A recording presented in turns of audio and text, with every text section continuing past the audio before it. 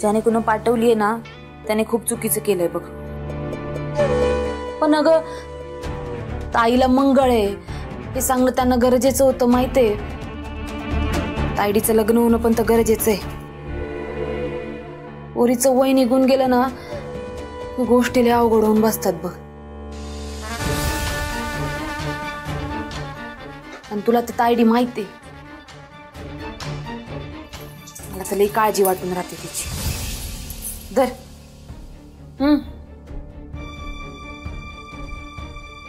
तुझ्या पप्पानी सकाळपासून डोक्यावर घर घेतले. ए बाई वैदई तू त्यांच्या समोर जाऊ नको आणि गेलीस तरी काय बोलू नकोस बाई. मला घरात कांगावा नकोय. आई मला काहीतरी बोलायचं होतं. काय?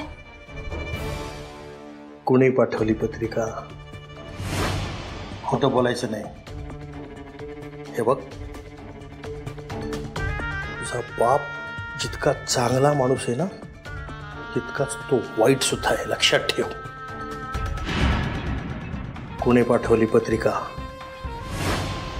खरं सांग.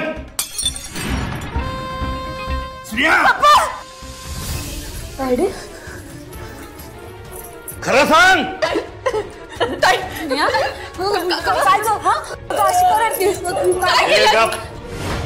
सुमन या पोरीला मध्ये पडू नकोस म्हणून सांग, नाहीतर काय मारणार. सुमन या पोरीला समजून सांग, व्यवस्थित समजून सांग.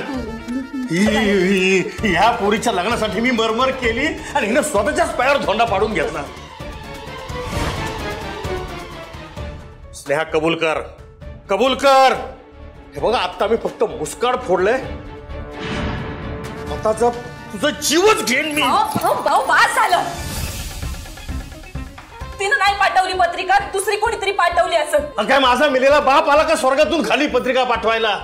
हा दुसरं कोणीतरी. अरे हिनच पाठवली असणार. हरिश्चंद्राचा ठेका घेतला होता ना हिने. खोटं नको, खोटं नको, खोटं नको. माझ्या सगळ्या प्लॅनिंग वर विरजन टाकलं ह्या पोरीने. सगळं सगळं कसं असं मी जुळवून आणलं होतं. का पाठवलीस पत्रिका? का करत ती?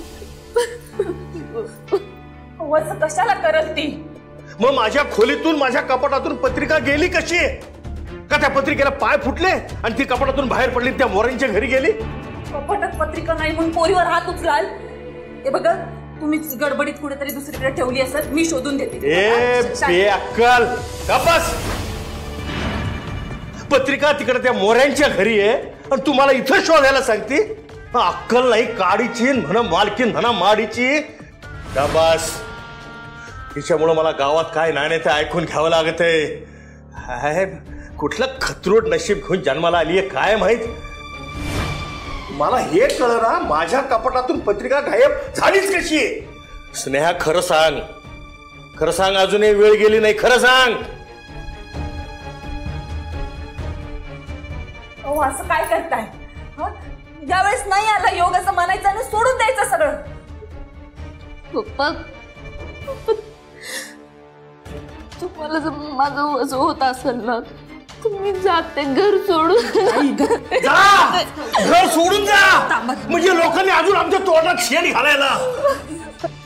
अरे तुझ्या लग्नासाठी एवढा आटापिटा केला मी आणि तूच लग्नाला नाही म्हणते. नाही तू राह, तू नुसती ना लोकांच्या लग्नाची रुखवतच करत बस आयुष्यभर.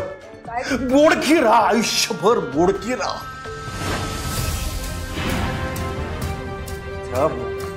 त्या मोऱ्यांनी मला काय नाही नाही ते ऐकवलंय फोन करून.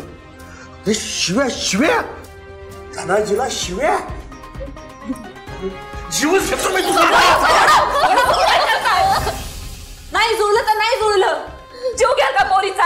हो जीव घेईन मी तिचा. तू मध्ये आले ना तर तुझा पण जीव घेईन मी. तुम्हाला सगळ्यांना ह्या धमक्या वाटतायत ना? हा धमकी नाही, मी करूनच दाखवतो. थांब तू इथंच थांब, तू पण इथंच थांब. काय करताय? रमावतीच्या भाग्यविधाता आई साहेब, आई साहेब. रमावतीच्या भाग्यविधाता आई साहेब, आई साहेब. रमावतीच्या भाग्यविधाता आई साहेब, आई साहेब.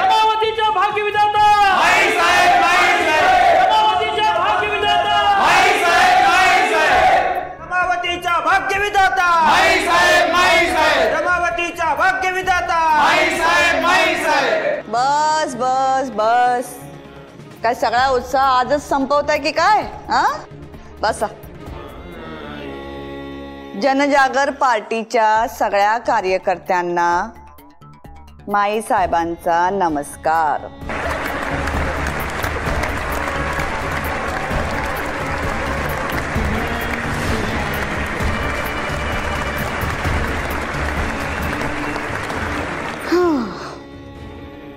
इतकी मोठी स्पर्धा करण्याचं धाडस कोणी केलंय का या पंचक्रोशीत?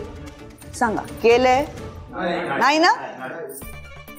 आता माईंवर वेगवेगळे आरोप लावले जात आहेत, पण त्यांना माहित नाही ही माई खमकी आहे. जनजागर पार्टीचा, जनजागर पार्टीचा. असो असो, आजचा आपला अजेंडा आहे कबड्डी स्पर्धा आणि याचं नियोजन आमचे चिरंजीव तेज प्रताप मक्तेदार यांनी केलेले.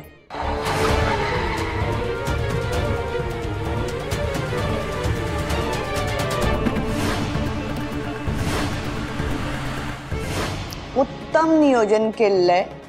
ही स्पर्धा खूप मोठी होणार बघा, पण यासाठी तुम्हा सगळ्यांचा सपोर्ट पाहिजे. सगळ्यांनी तिकडे हजर राहायचं आणि ही स्पर्धा मोठी करायची. आपल्या घरचं कार्य समजून यायचं. सगळ्यांनी अवतान द्यायला येणार नाही बरं का. सगळ्यांनी हजर राहायचंय, कळलं का?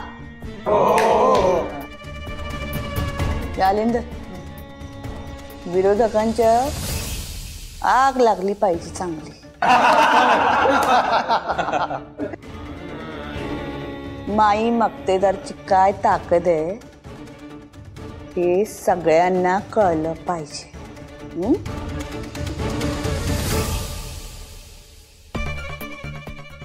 आणि पंढरी दादा बघा, एक पण कार्यकर्ता नाराज व्हायला नाही पाहिजे. प्रत्येकाला जाऊन सांगायचं माई मक्तेदारांनी स्वतः आमंत्रण दिलं यायचं, त्यामुळे प्रत्येकाने हजर राहिलंच पाहिजे, कळलं का? हो माई साहेब.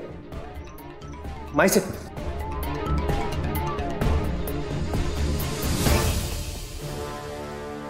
बघा रे बाई. हो माई साहेब. तुम्हाला जी जबाबदारी दिली आहे ना ती सगळ्यांबरोबर वाटून घ्या आणि पूर्ण करून टाका. हा, हो माई साहेब. बोलून घ्या एकदा.